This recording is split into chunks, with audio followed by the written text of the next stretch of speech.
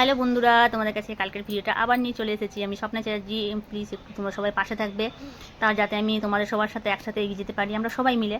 দেখো সকালে ঘুম থেকে উঠে ঠাকুর পুজো করা হয়ে গেল, তারপরে পুজো করতে করতে নদাদা চলে এসেছে সবজি নিয়ে। তো সবজি কতগুলো কিনলাম, আমি প্রত্যেকদিন ডেলি যে সবজিটা মন যায় সেই সবজিটাই আমরা কিনি, তার আগের দিনে নদাদাকে বলে দিই।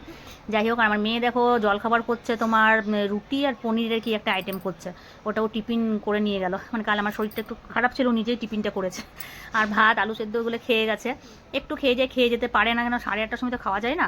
আর দেখো অশোকদি এসেছে, অশোকদি প্রত্যেকদিন আসে, তো অশোকদি চা খাচ্ছে, অশোকদির সঙ্গে বসে একটা ভিডিও করলাম। আর এদিকে দেখো আমার কর্তামশাই কি দেখতে বলতো, এটা হচ্ছে গোপাল ভাঁড়। গোপাল ভাঁড় দেখার নিয়ে একটা গল্প আছে, আমি তোমাদের বলবো। এটা আমার কাছে শিখেছে গোপাল ভাঁড়টা দেখতে। মানে আমি প্রত্যেকদিন দেখতাম, অভ্যাস হয়ে গেছে আমার, সব এপিসোড অলরেডি দেখা হয়ে গেছে গোপাল ভাঁড়ের।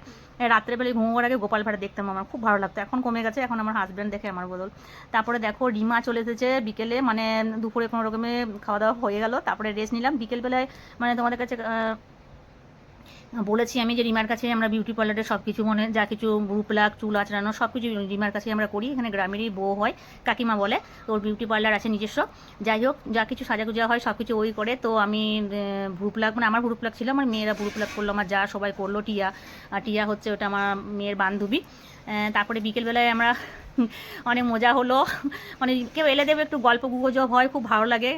তারপরে হয়ে গেলো বিকেলে। রাত্রেবেলায় তোমার রুটি, আবার দেখো আমাদের পনিরের তরকারি হলো, মানে আলু পনির দিয়ে করলো। তাই রাত্রে খাওয়া দাওয়া করার পর আমার মেয়ে আমার জন্য চুল আঁচড়ে দিল।